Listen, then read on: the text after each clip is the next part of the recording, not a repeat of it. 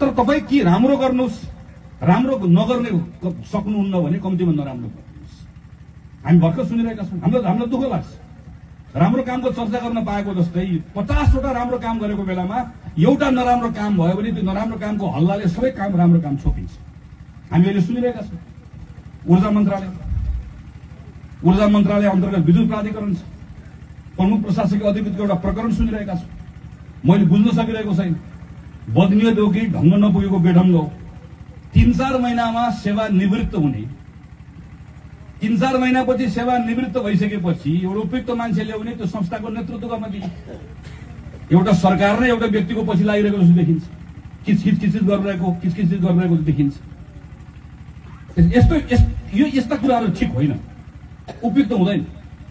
यस्ता नचाहिने काममा कोही पनि मन्त्रीहरू पनि लाग्दैन र मन्त्रीहरू नचाहिने काममा लाग्यो भने त्यसलाई रोक्ने काम प्रधानमन्त्री भनेको सरकारको त्यो क्याबिनेटको मास्टर हो। उसले राम्रो कामको श्रेय पनि पाउँछ, नराम्रो कामको अपदस्थ पनि लिनुपर्छ। हामीहरू को? हामीहरू सहयोगी हौँ। यहाँ श्याम घिमिरे सांसद हुनुहुन्छ, मुक्ता यादव हुनुहुन्छ, म छु, हामीहरू सांसद छौँ। अरू यहाँ हाम्रो पार्टीका नेताहरू हुनुहुन्छ।